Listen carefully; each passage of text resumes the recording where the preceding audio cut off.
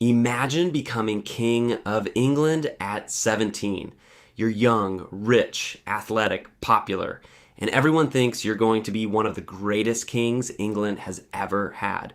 Then 38 years later, you've gone through 6 wives, executed former friends and advisors, broken England away from the Catholic Church, and completely changed the country because you desperately wanted one thing: a son.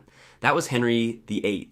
And strangely enough, the angry, overweight king most people picture isn't how Henry started at all. Henry was born in 1491, the second son of King Henry VII. He wasn't originally supposed to become king. That job belonged to his older brother Arthur, but in 1502, Arthur suddenly died, aged 15, which meant 11-year-old Henry went from being the spare child to the future king of England. And there was another complication.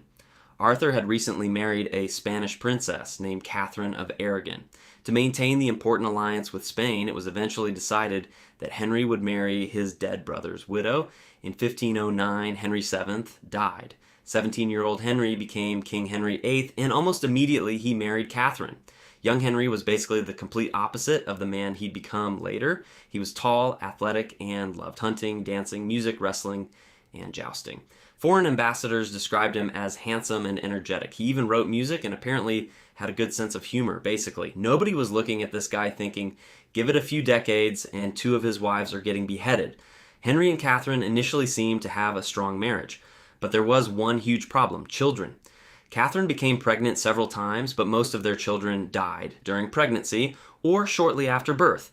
Their only surviving child was a daughter, Mary. Henry loved Mary, but he wanted a son. England had recently survived decades of civil war known as the Wars of the Roses, and Henry became increasingly worried that leaving the throne to a daughter could cause another succession crisis. Then Henry met Anne Boleyn. Anne was intelligent, confident, and had spent time at European royal courts. Henry became obsessed with her, but Anne wasn't interested in simply becoming another royal mistress. She wanted marriage. Conveniently, Henry had now started convincing himself that his marriage to Catherine had never been legitimate. His argument was simple. Catherine had previously married his brother. Henry claimed this meant his marriage had violated biblical law, and the lack of a surviving son was basically God's punishment. Catherine strongly disagreed, and so did the Pope. Henry spent years trying to get his marriage annulled. His chief advisor, Cardinal Thomas Wolsey, was supposed to make it happen. He couldn't. That was not good news if your boss was Henry VIII. Wolsey lost his position and died in 1530 while traveling to face accusations of treason. Henry still wanted Anne. The Pope still wouldn't give him what he wanted. So Henry came up with a fairly extreme solution.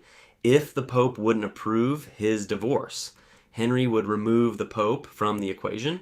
With help from advisors, including Thomas Cromwell and Archbishop Thomas Cranmer, Parliament passed laws breaking papal authority over England. In 1533, Henry's marriage to Catherine was declared invalid.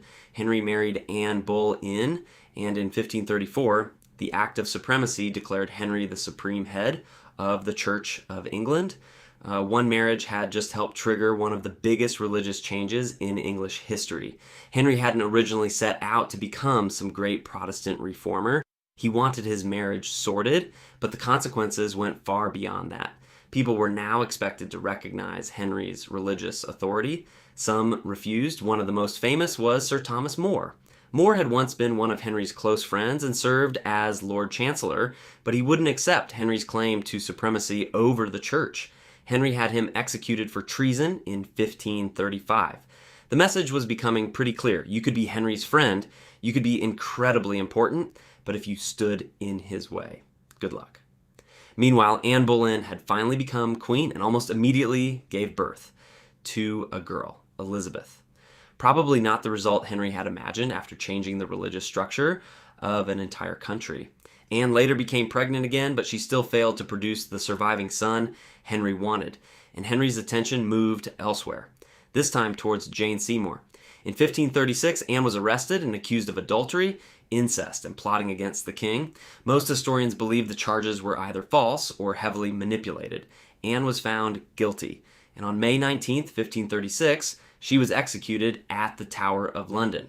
Henry became engaged to Jane Seymour almost immediately. 11 days after Anne's execution, he married Jane, and finally, in 1537, Jane gave Henry exactly what he'd spent years trying to get, a son, Edward. Henry was delighted. Unfortunately, Jane became seriously ill after childbirth and died less than 2 weeks later. Henry later described Jane as his true wife, largely because she had given him the male heir he wanted. Now Henry had his son, but apparently he wasn't finished getting married. Thomas Cromwell helped arrange wife number 4, Anne of Cleves.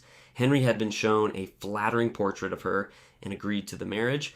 Then Anne arrived in England and Henry wasn't impressed at all. He claimed he didn't find her attractive and complained that the marriage couldn't be properly completed. After roughly 6 months, it was annulled, but Anne handled the situation extremely well. She agreed without a major fight, received property and money, and remained on good terms with Henry. Of all Henry's wives, getting divorced and becoming his wealthy honorary sister might actually have been the winning strategy. Thomas Cromwell wasn't quite as lucky. Henry blamed him for helping arrange the marriage.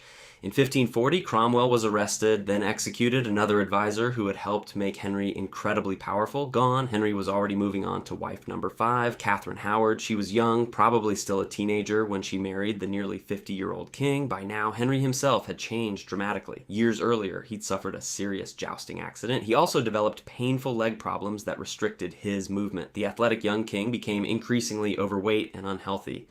Then Henry discovered Catherine had been involved with other men. She was accused of adultery, and in 1542, she was executed. 2 wives divorced, 2 wives executed, 1 dead after childbirth. Henry had 1 left, Catherine Parr. Parr was educated, intelligent, and already twice widowed. She became more than simply Henry's wife. She helped bring Henry closer to his children, Mary, Elizabeth, and Edward, and served as regent while Henry was campaigning in France. She also had strong religious interests that almost got her into serious trouble. At one point, conservative opponents tried to turn Henry against her, but Catherine managed to talk her way out of danger. Considering Henry's relationship history, excellent survival instincts, she became the wife who outlived him. While all of this was happening, Henry was transforming England in other ways too. After breaking with Rome, his government began dissolving monasteries across England. Monastic land, buildings, and enormous amounts of wealth were taken by the crown and often sold. Centuries-old religious institutions disappeared. Henry gained huge amounts of money, and England's religious landscape was permanently changed. Opposition could be brutal. When a major northern rebellion known as the Pilgrimage of Grace challenged Henry's religious policies in 1536, the government eventually crushed it and punished its leaders. Henry increasingly ruled as a king who expected obedience. By the 1540s, the handsome teenager who had inherited the throne was long gone.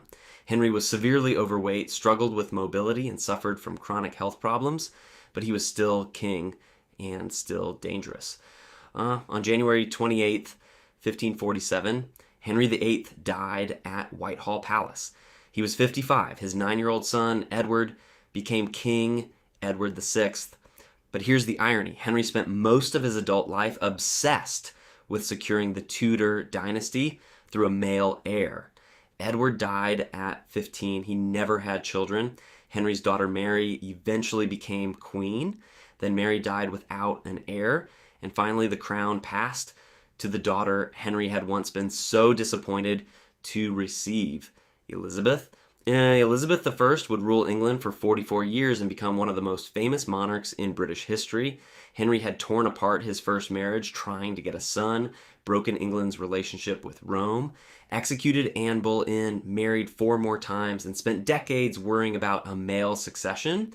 Yet the Tudor monarch who became the most celebrated of his children was Elizabeth, the daughter of the wife he'd executed.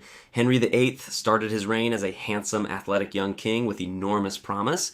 He ended it as one of the most feared rulers in English history. 6 wives, 2 executions, a break with Rome, monasteries destroyed, friends and advisors sent to the Tower, and an entire country's religious future changed partly because one king desperately wanted a son. Divorced, beheaded, died, divorced, beheaded, survived. It's a rhyme most people know, but behind it was a king whose personal life helped reshape England forever. This has been Comic Book Cases. Thanks for joining us on today's deep dive into Henry VIII. If you enjoyed the video, please like and subscribe, stay curious, and we'll catch you on the next one.